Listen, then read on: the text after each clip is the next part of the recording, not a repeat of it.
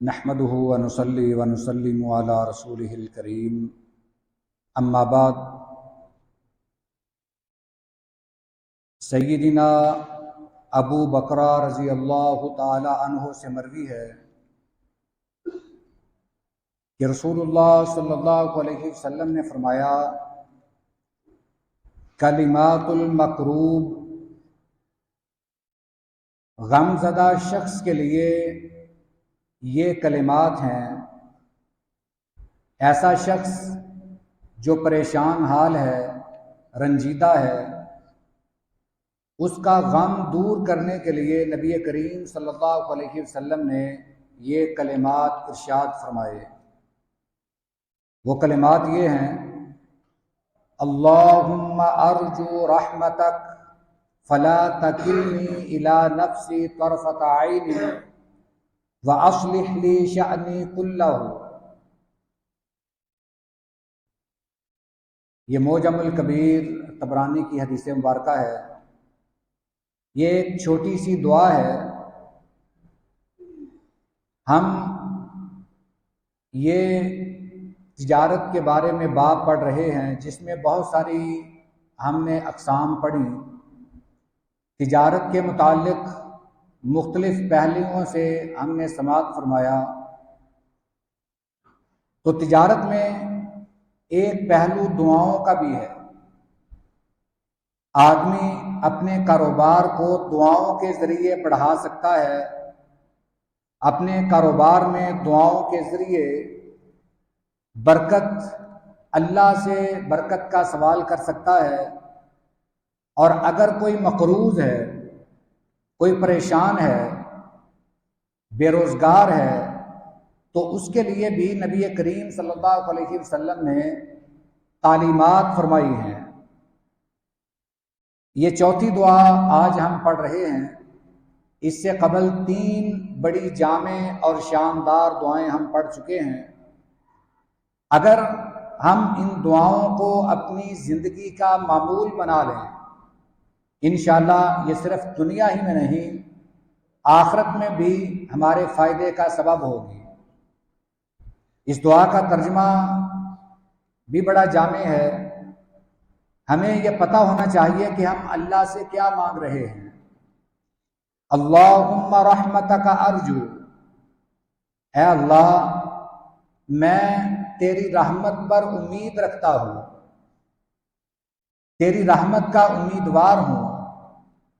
فلا تکلنی الی نفسی طرفۃ عین، اے اللہ میں تجھ سے دعا کرتا ہوں کہ مجھے آنکھ جھپکنے کے برابر بھی میرے نفس کے سپرد نہ کرنا، یعنی ہر حال میں مجھ پر اپنا اختیار رکھنا، میرے نفس کے مجھے سپرد نہ کرنا۔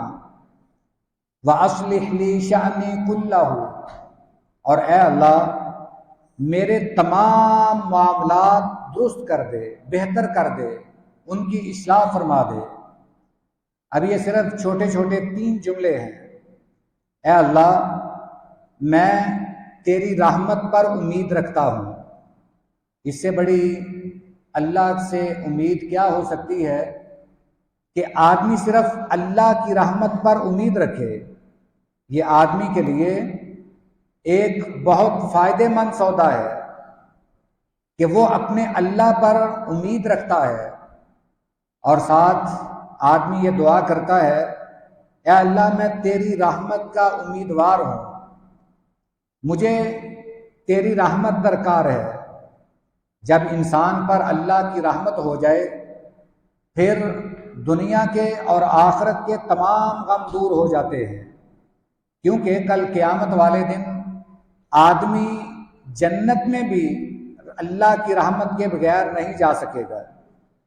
باقی تمام اعمال ایک طرف، کل قیامت والے دن جنت میں جانا بھی اللہ کی رحمت سے ہی نصیب ہوگا۔ اس لیے دنیا میں بھی اللہ کی رحمت کی ضرورت ہے، اور آخرت میں بھی اللہ کی رحمت کی ضرورت ہے۔ اور پھر دوسرا جملہ یہ ہے: اے اللہ مجھے اپنے نفس کے آنکھ جھپکنے کے برابر بھی سپرد نہ کرنا، یعنی اتنا سا لمحہ بھی ایک آدمی پلک جھپکنے کے برابر بھی ہے، پر اگر سستی کرتا ہے، اللہ کے فرائض میں سستی برتتا ہے، تو یہ اس کا بہت بڑا نقصان ہے۔ اس لیے اللہ سے یہ انسان دعا کرتا ہے، اے اللہ مجھے لمحہ بھر کے لیے بھی اپنے نفس کے سپرد نہ کرنا، اپنے رحمت کے سائے میں مجھے رکھنا۔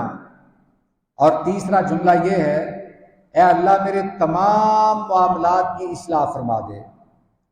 یہ کتنا جامع جملہ ہے، ہر مشکل کا حل اس جملے میں بتا دیا گیا ہے کہ انسان یہ دعا کرتا ہے، اے اللہ میرے تمام معاملات کو بہتر کر دے، وہ چاہے معاملات دنیاوی ہوں یا دینی ہوں، وہ جیسے بھی ہوں، اے اللہ میرے تمام معاملات کی اصلاح کر دے۔ یہ دعا ہمیں یاد کرنی چاہیے۔ یہ چند الفاظ ہیں مگر بہت جامع دعا ہے، اور اس کا اجر بھی بہت بڑا ہے۔ اللہم رحمتک ارجو فلا تکلنی الی نفسی طرفۃ عین واصلح لی شأنی کلہ۔ اللہ ہمیں یہ دعا کثرت سے پڑھنے کی توفیق عطا فرمائے۔ وآخر دعوانا ان الحمد للہ رب العالمین۔